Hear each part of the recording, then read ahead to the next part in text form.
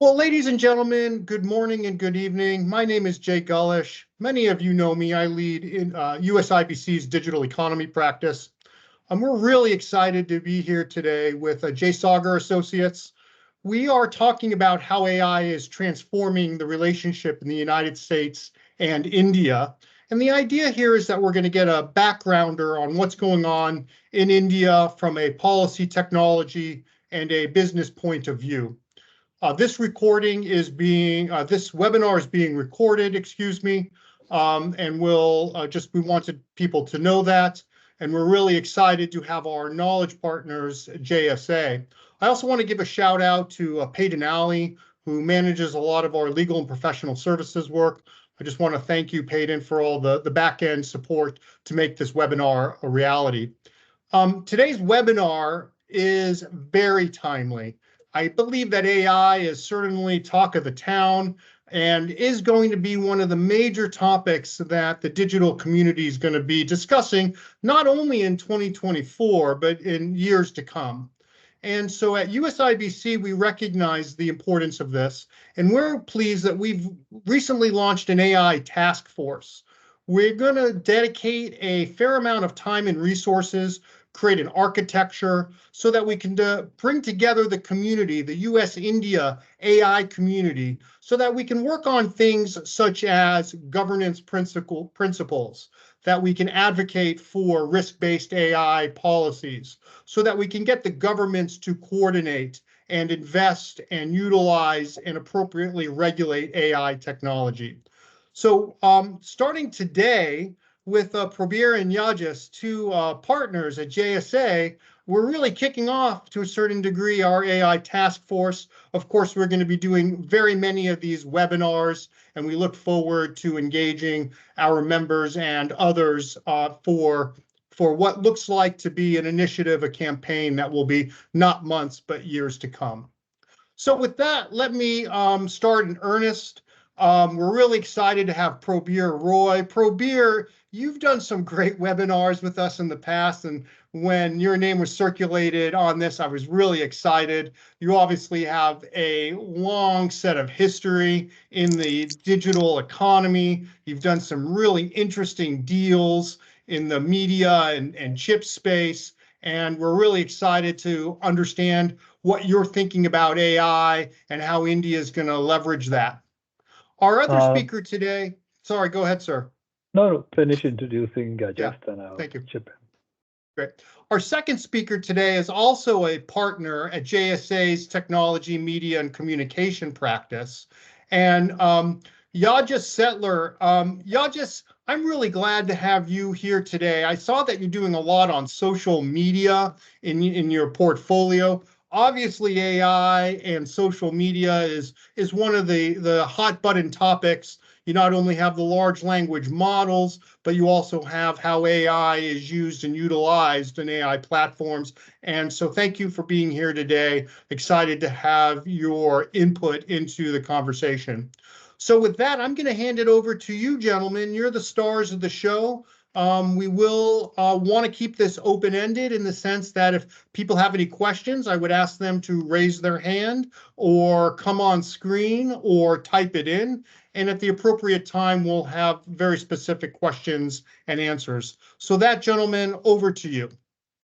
Thank you, Jacob. And I wanted to actually pick up from the sentence you made that, we are trying to set up a task force, which is, I think, very timely because this is the right time for the industry to come together and put in place a proposal which it can take to the government of India.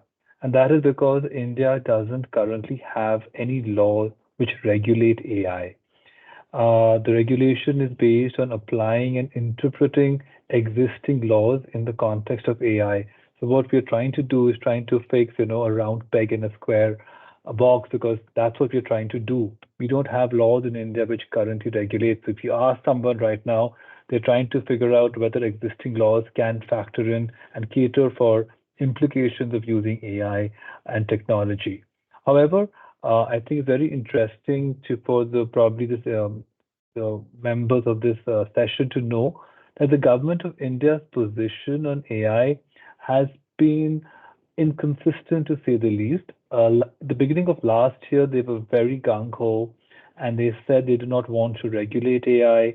They said they are welcoming technology, they're welcoming companies to come and use AI, implement AI, use them in social welfare measures, try and see how AI will actually help grow the economy. And that was a very positive statement which was made.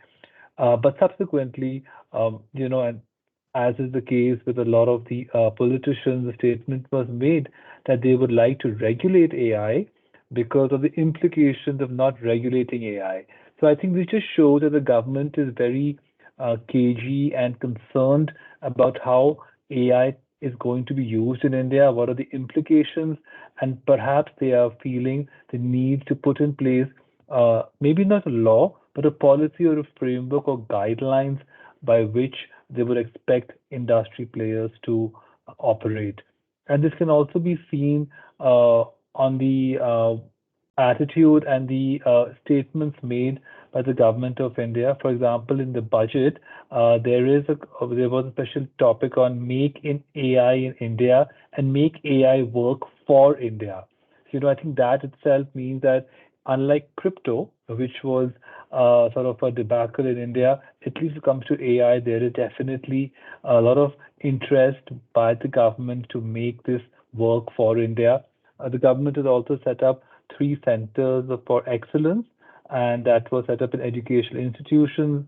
The government wants to do industry partnerships for AI and research and development in India.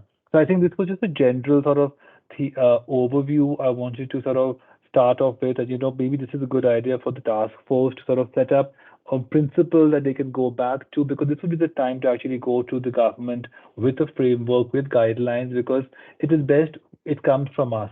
It is best that we who work in this sector, we who understand the implications, the nuances, go with a framework rather than the government come with a framework which could perhaps not work in our favor.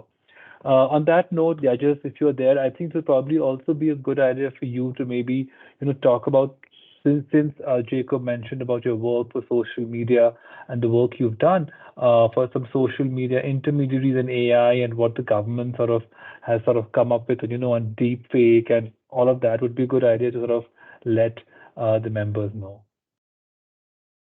Well, Sure. thank you so much for that. I'm going to jump in here, Probir, because you said something that really caught my attention, and so you mentioned make AI for India, and in India's technology policy, I think it's fair to say you often see this yin and yang, this competition where we want to regulate it, but we also want India to be the leading force of this technology in the future.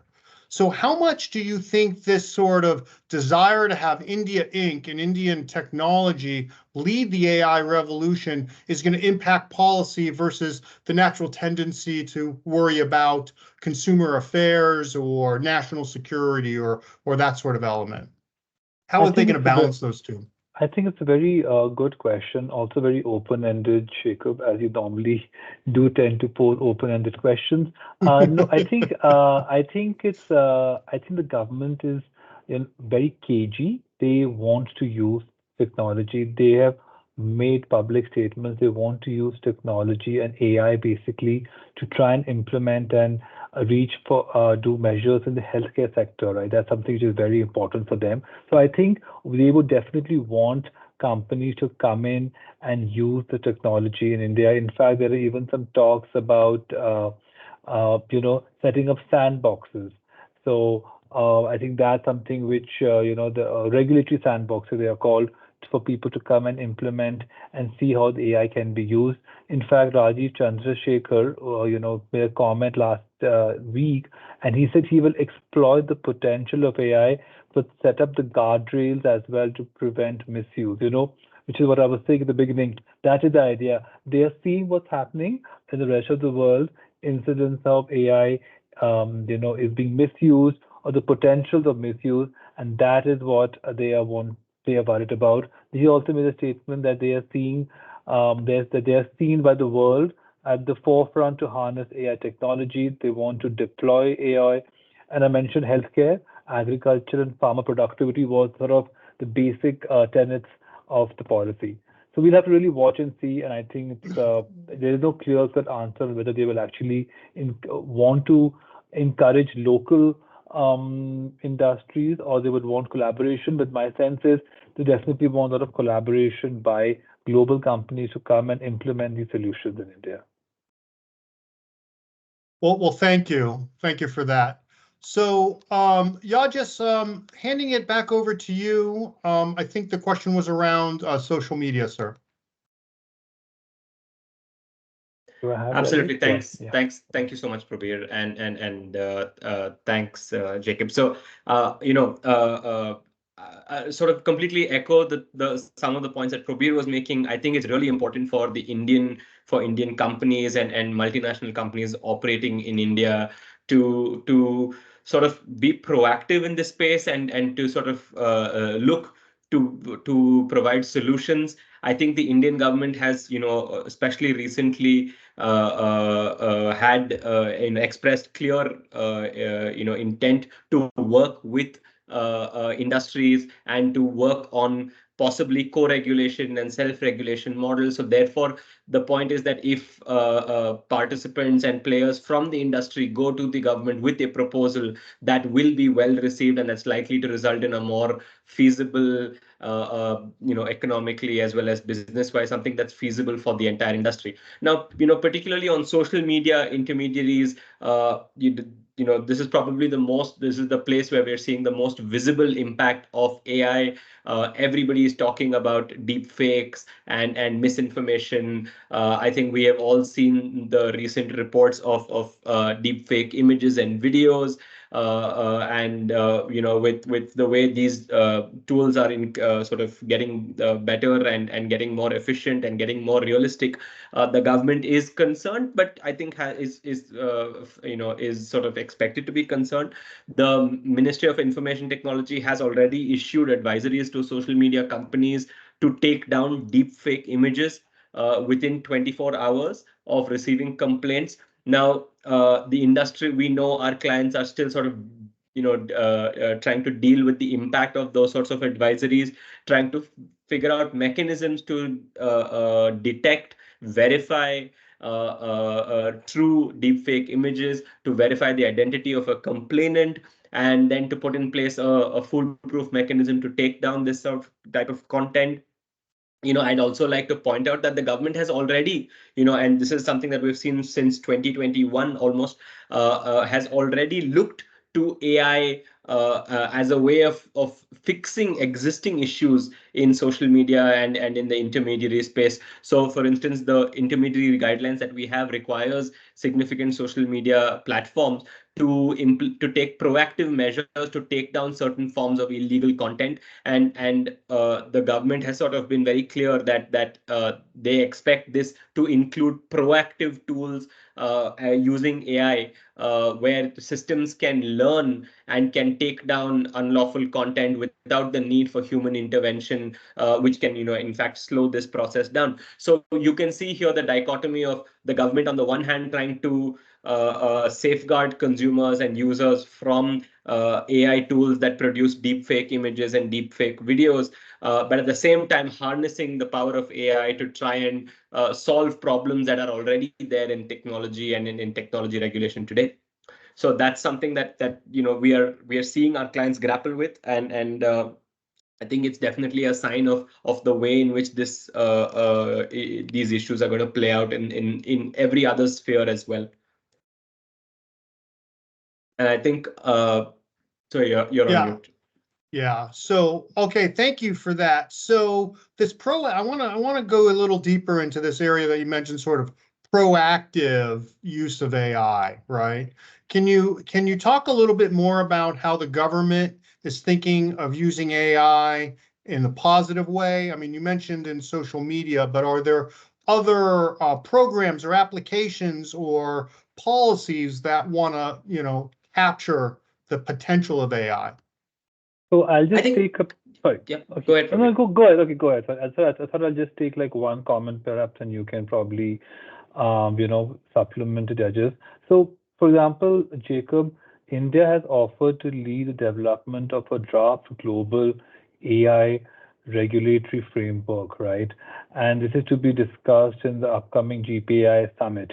I think that is sort of where you will see that this is the intention, that is the offer that they want to actually be at the forefront of being involved in setting out framework for regulatory for developing frameworks around AI.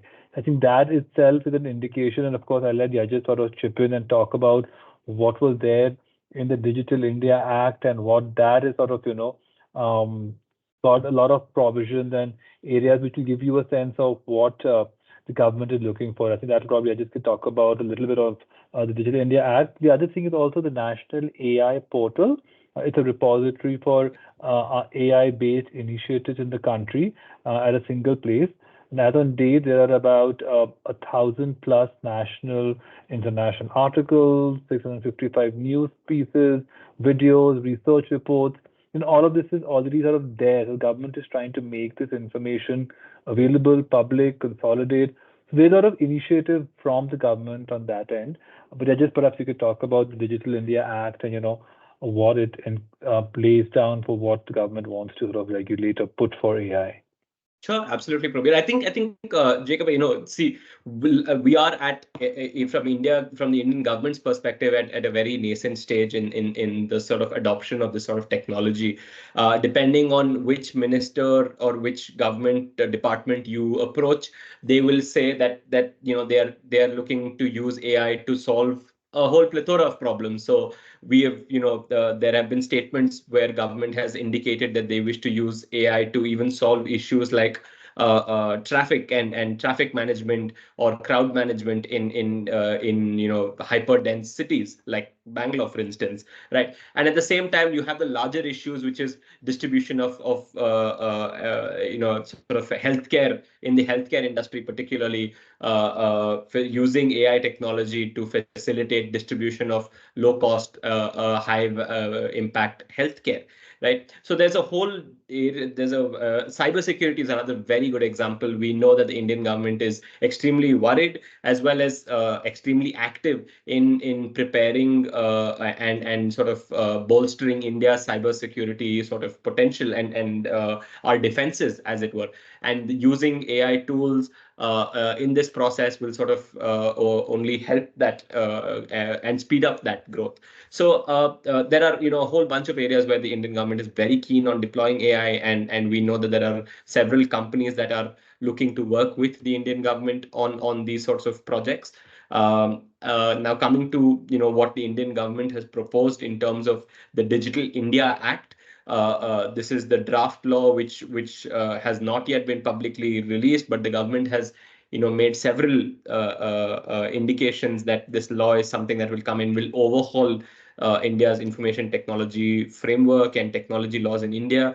One of the important sort of aspects of that law is that it is at least the aim is to facilitate the growth of AI and ML technologies in India, and that this entire AI framework will have a separate the entire AI space will have a separate framework and will define high-risk AI systems and regulate those slightly differently. So again, a lot of positive signs coming from the government. This discussion of risk-based governance, this discussion of sort of principle-based law that will work with industry participants rather than a top-down prescriptive rule-based approach, similar to what we've seen.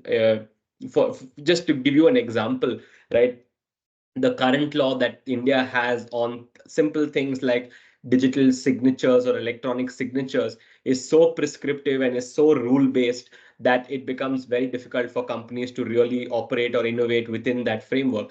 The government has made very clear, given very clear signals that the new law, when it does come into force, is going to be much lighter, much more principle-based, and they will work and consult with industry bodies and with businesses. So we're hoping that sort of the law, when it comes into force, will enable and facilitate innovation rather than stifle it. Thank you very much. There seems Prabir, to we be a have a question. Yes, there's a question, right, in the chat? yeah, we have a question in the chat exactly. And are there any examples or programs where India is using AI for sustainability? And if so, can you share any details that you might have?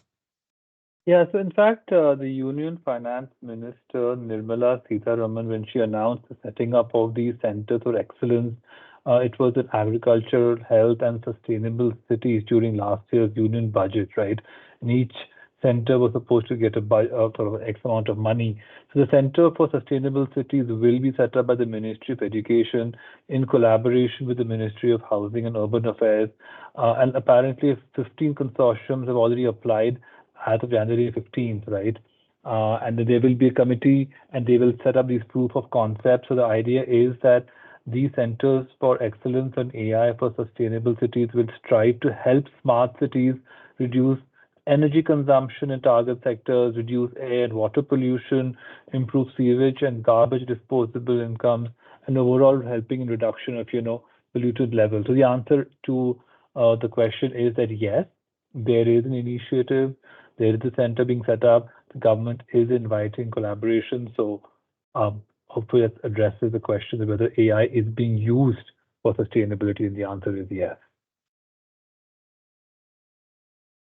Thank you. And I would add that AI, when India was the president of the G20, which seems like many years ago, but was only a few months ago, AI was a major focal area.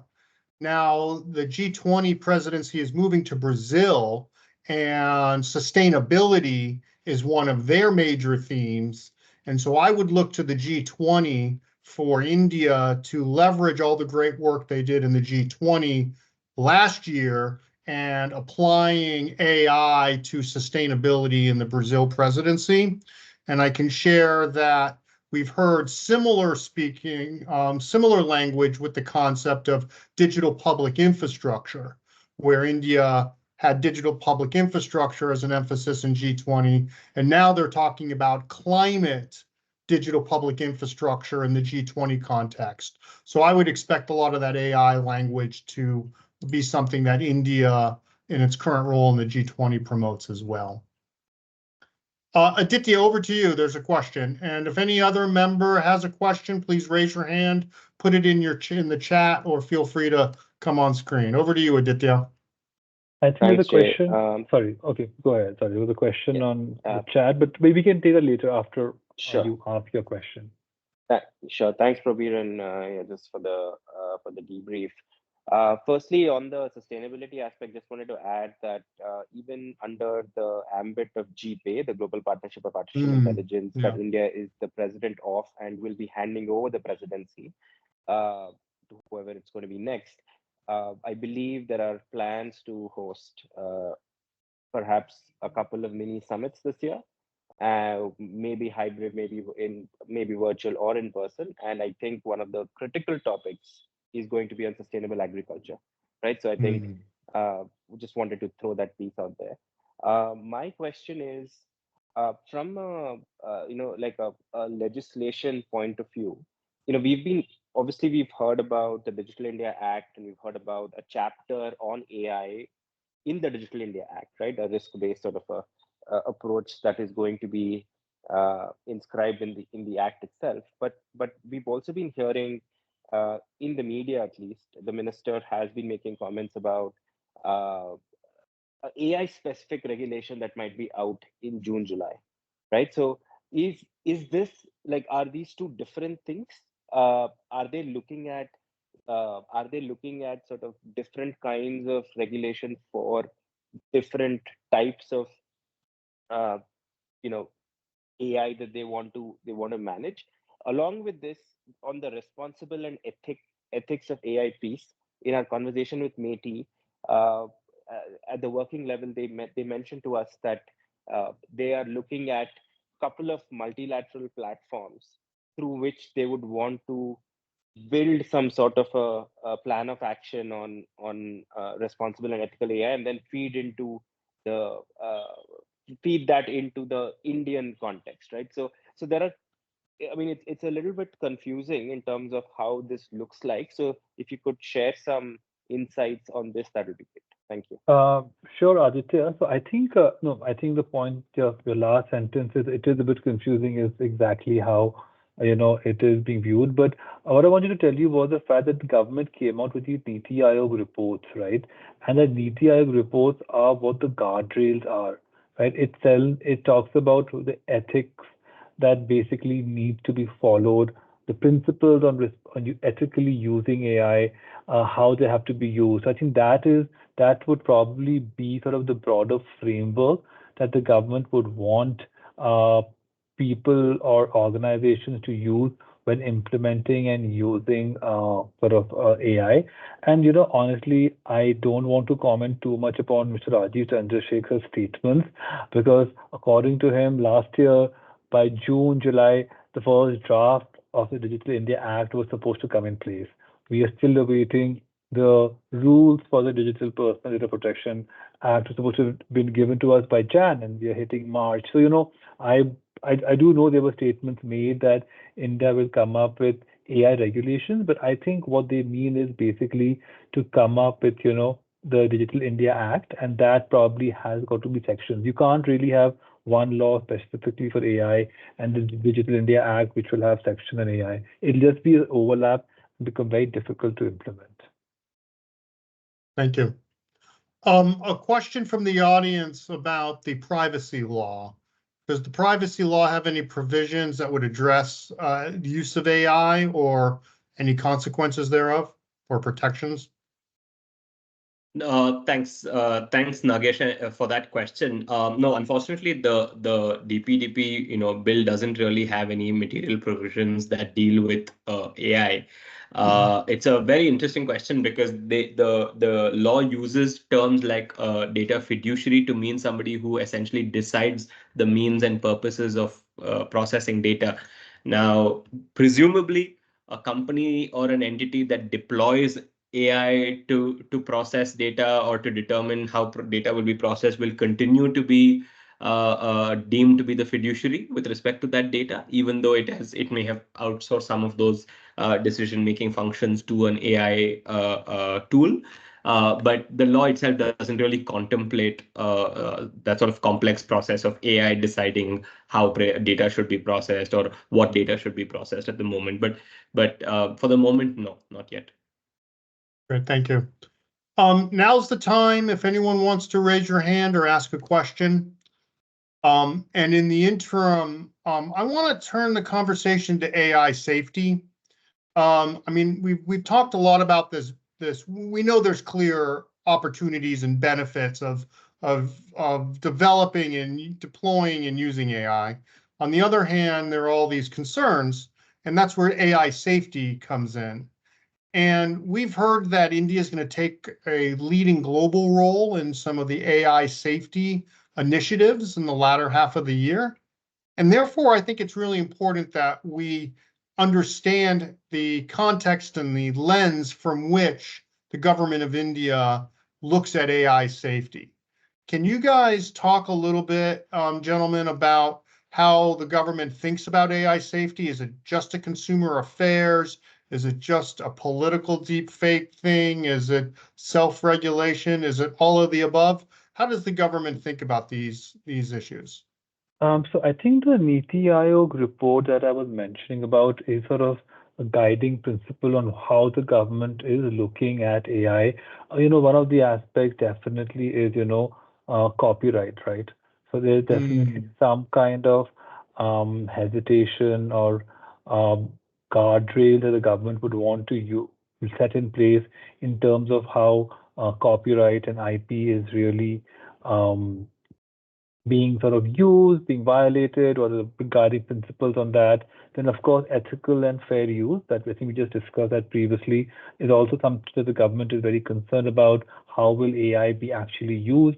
I just mentioned about the deepfake guidelines, which were taken up very recently. This was after sort of AI is being implemented globally. So the government definitely, I think, is looking at not only protecting, intellectual property as a concept, but also like definitely from the consumer's perspective, will they be fooled? Will they be tricked? How will AI be deployed? There is definitely a lot of uncertainty but in the government's sort of outlook to it. But how it will all pan out, Jacob, is what I feel is what this collection of individuals, professionals, or members need to sort of come up with and say, come to the government and say, how will really this ethical use of AI be implemented? What guardrails will we as industry bodies, we as sort of spokespersons for our respective fields come up and say, as lawyers, how do we believe who's accountable? How do you feel companies are going to use AI? What are the guardrails? This is sort of, I think, our job, not really the government. We need to go to the government to come up with a solution rather than look to the government for guidance. Yeah, and I think just just on the last point that you raised, Jacob, I think that the government, of course, needs to look at it from a holistic perspective, look at all the safety and sort of security related implications of AI, right? Their focus has sort of the earliest sort of focus of it was purely from the impact of these sorts of tools on the democratic process, on elections and things like that. But there are, different quarters of the government are realizing the implications of and the need for AI safety in different spaces, issues of bias, issues of harm that's creeping into these language models and the way that they process and predict information. So I think that the government essentially is looking at it holistically, is looking at the outcomes in terms of purely from a tort and a liability perspective. How will mistakes or harm caused by these sorts of AI tools, how will it be attributable to an entity or an individual? So I think that the government as such needs to and is presently looking at this holistically. That's what we've at least that's what we've seen indications of in the speeches as well as in the publications that have come out from the Indian government. Most recently, there was the AI Safety Summit, which recently concluded in November. So we have seen sort of similar statements coming out from the government, and they are looking into this from every possible angle. Thank you. I have to ask you. You mentioned the AI Safety Institutes and that whole initiative. A lot of countries, I shouldn't say that, a handful of countries have or are in the process of creating AI safety institutes, somewhat quasi-independent institutes or facilities that can study AI in an interdisciplinary way. Almost all countries have a CERT, like a cybersecurity center. And I guess the question is, from an Indian point of view, is India going to create an independent AI safety institute? Have you heard any inklings? Or do you think that they might go more of the CERT kind of cybersecurity focused direction? I think there are certain sort of recommendations. So, for example, the TRAI had the telecom regulator, the policymaker for telecom, had recommended that the government set up a standalone authority to look into this. But this was some time ago, and we haven't really heard of much news since then. But I think if previous laws and the previous government approach is anything to go by, we know that the Indian government likes to set up specific bodies, tribunals, authorities to look into different aspects of it. Probably all, thankfully, AI is probably one of those areas which very cleanly comes within the ambit or jurisdiction of one department, which will be the Ministry of Information Technology. So we wouldn't have the issues of turf wars and territorial issues between two departments that sometimes can slow these processes down. But yeah, at least we haven't heard anything else directly coming out from the government. Probably, I don't know if you think differently, but at least that's what's my. No, I think you summed it up pretty well. That it'll probably be a task force, and then we'll have to see it from there. All right, great. Should we be buying stock in Indian AI? An easy question. Yes, definitely. Okay. I see some Um, questions on the chat, yeah. Jacob. So I Yeah. just wanted to, sort of take this. I think it's an interesting question. Sorry, I don't know your name. Who posed this on the, what's happening on the EU AI Act and Yeah. how it's likely to actually affect. So of course, I think everyone knows that, that this is probably it's also called the Brussels effect because it's basically the European Union's the power to or intention to regulate global markets, right? And probably set standards that companies need to follow. And also, I think, for example, one of the corollary to that is how the GDPR, right? How that became like a benchmark, and that's how even India's sort of own Data Protection Act was used. At GDPR was the framework, and we came up with our own act. I think definitely there'll lot to be a lot of influence on, you know, India's regulations as India kind of looks to put in place a policy. Europe has always been considered sort of safe, fair use union, and their policies seem to be kind of what Indian government looks at it. This European Union Artificial Intelligence Act that we're referring to, it was following a white paper, and it basically proposes to classify AI according to the risk it poses to the health and safety or fundamental rights of a person, right?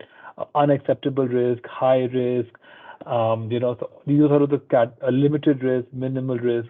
So anyways, this is what the sort of AI Act and the Europe AI Act proposes to do. I think in terms of the way forward and the effect it will have on India, definitely we are definitely going to look at this model.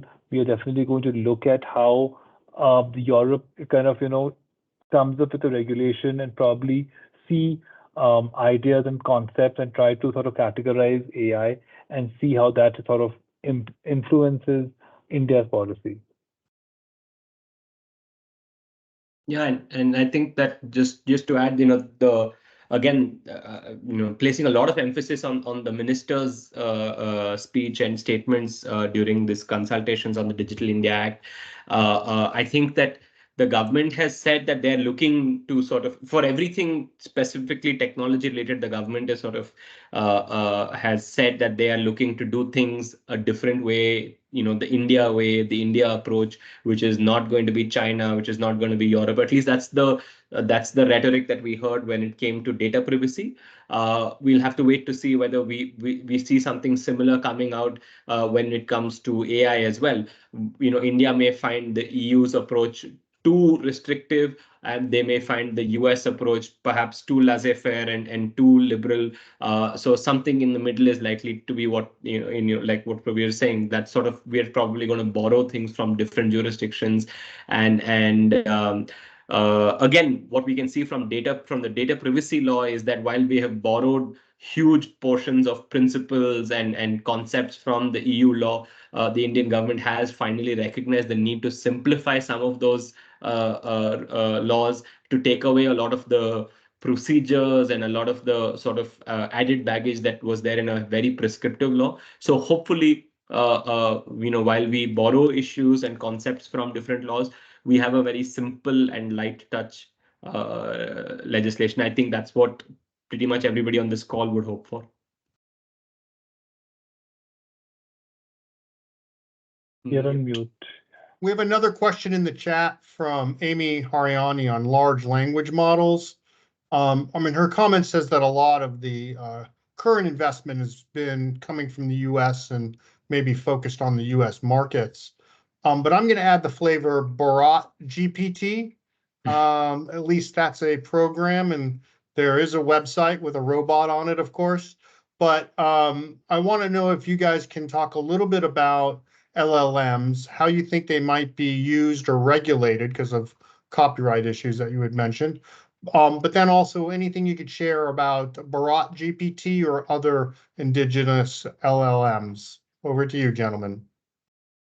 So I'd have to be very honest. IP is not a strong forte, and I think anything to do with the implications of intellectual property when it comes to these LLMs is something which probably we aren't really, best addressed because we are proper corporate and tech lawyers.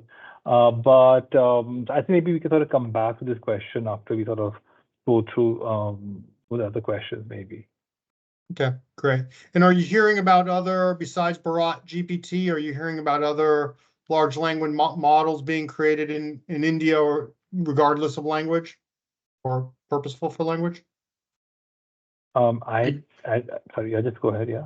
Yeah, I think basically this is a real sort of area with a lot of potential in India, Jacob, because I think exactly as Amy pointed out, there are the most popular ones are based out of the US and essentially only serve a popular, the English speaking world for that matter. So there's a lot of scope for Indian companies to develop LLMs that operate in native and in Indian sort of languages.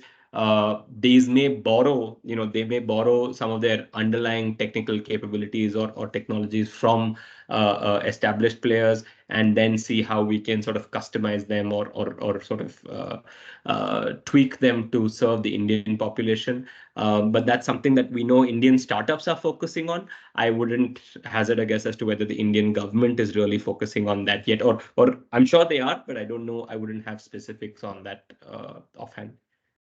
Great, thanks. Maybe Are there any? Sorry, go ahead. Yeah. So this is Shailesh. I represent Tech Mahindra, which is, company part of the Mahindra Group. Specifically on the LLM, 2 points. Yes, we have focused on Hindi as a language and leveraging different techniques to train the LLM for 40 dialects of Hindi. And, the complexity is enormous. So to short answer to the question, companies like us, there are startups like being mentioned, are leveraging the techniques to build these language specific models to be leveraged for various fields in Indian governments, and use that research back into enhancing our customer experiences. Interesting. Yeah. Thanks, Shailesh. I think that's really helpful, and thanks for chipping in. And we'd love to chat with you probably on Project Indus. We were just actually doing that. It was one of the things that came up on our research shortly before this Awesome. call. So Sure thing. I'm hoping there's a Farangi variant of Hindi so that I can, still order food and talk to a taxi There cab is. driver. You should try. And in fact, you have an ability to contribute with audio scripts, which is not there in most of the other LLMs. Great. Yeah. My family in India are Bhojpuri speakers, so I'm not sure if it's the part of the initial 12. I think it is.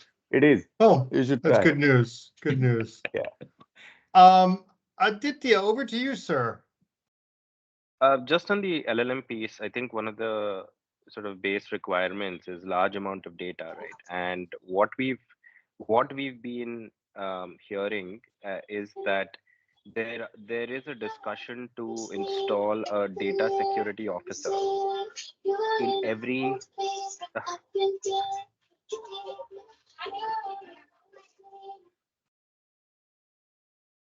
Hello. Yes. I think the person went on mute. Okay, great. Yes, so I think there are talks to install data security officers in every governmental organization, irrespective of whether it's a tech department or not, to ensure that they collect data in the right manner, to ensure the quality of data that's collected is clean, and I believe that can act as a precursor to any of the large language models that the government eventually would want to build. And I think the data management office that is being built out of METI, and as part of the national program on artificial intelligence, where the idea is to is to have this data house, this data set platform to allow startups to, allow Indian startups and researchers to have access to this data to build the products. I think this is another endeavor to feed into that possible future course of action. Thank you. Let us see if there's any additional or final questions from our membership and participants. I do have a question for you, gentlemen. Are there any AI regulations or activities that we should be aware of in sort of two parallel questions? In particular sectors, right? Regulators in, healthcare or whatnot. And then separately, are we hearing anything from Indian states? And we know that sometimes state policy, activities, incentives gets into the mix. So those two questions for you. So I think probably you want to take it first. Sorry, I just wanted to understand the first question slightly better. Jacob, could you just sort of nuance it better? Sure. Are there any AI sector regulations or policies or regulators that are sector specific getting involved? All right. I frankly haven't heard of it, and I don't know whether there is any sector regulator who are the regulators. There is the Reserve Bank of India, there is SEBI. The only person who is involved would actually be the TRAI, which is the Telecom Regulatory Authority of India. They basically publish recommendations on leveraging AI and big data in the telecom sector. So to that extent, yes, they are the ones, came up with it, and they came up with they suggested a sector agnostic framework to focus on high risk cases, right? And they have proposed setting up an independent statutory authority for AI.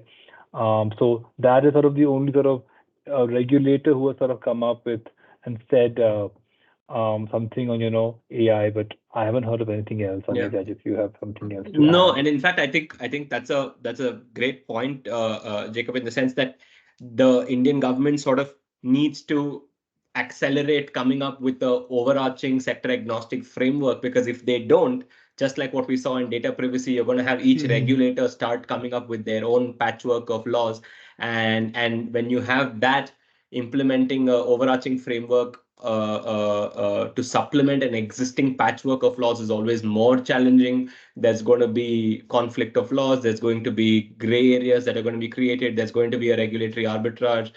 So if the Indian government sort of wants to avoid that, then I think that they'll need to come up with sector agnostic rules first. But more generally, we sort of have a good sense of the regulators that will likely, if they do come up with something specific. There are certain regulators in India who have a history of being very proactive when it comes to these sorts of things. The TRAI is a great example. RBI, the insurance regulator. Some of them are fairly proactive when it comes to sector-specific regulations, particularly for technology-related issues. So I would not be surprised if so far everybody seems to be speaking the same language. Everybody seems to be saying it should be sector agnostic, it should be overarching, it should be principle based. But like what we saw in data privacy, it just takes sort of one sort of incident or one sort of misstep for there to be a knee-jerk reaction. So I think that's why we're really sort of keen on there being a good, rational, well thought out but light sort of framework.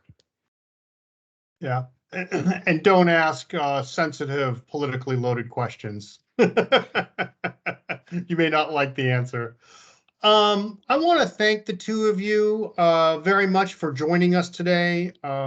We want to have many of these types of conversations over the course of the months and years to come. We really appreciate your insight and would love to have you back to discuss some of these issues going forward in the future. And let me just thank JSA generally. We really appreciate all your support and expertise. So with that, any final closing comments or anything you'd like to share with us before we wrap up? Yes, I just hope that before our next session, we have something concrete from the government of India, so we have a more meaningful dialogue, because what we're talking about are just a lot of loose statements, initiatives, and ideas. But as I mentioned, it would be nice to have something more concrete. And actually, my request is, that if the members of this group do want to come up, Jacob, with a policy, it's a good idea to set up a task force and see who's interested in setting up, because we've discussed many of the questions today that have been raised, sort of highlight what members are looking at, right, from their perspective. So you could at least be broad contours or parameters to start working, because if you don't start putting these together, then you won't really have anything to take back to the government. And the USIBC is a great forum with your annexes to actually go to the government and say this is what further industry bodies. We may not be representing everyone, but we do represent a large portion of the industry. That's sort of my sort of closing statement. Well, thank you. Well, let me just share our next AI task force call is going to be internal for USIBC members only. We do want to spend some time understanding the issues and opportunities of our members. After that, our next call will be external. It'll focus on the American AI executive order. So there's a lot of activities in the United States, and part of our task force mission is to make sure that the Indian community is aware of what's going on in the United States, just as vice versa. So with that, let me thank everyone. Wish you a good day, good morning, or good night, depending on where you sit.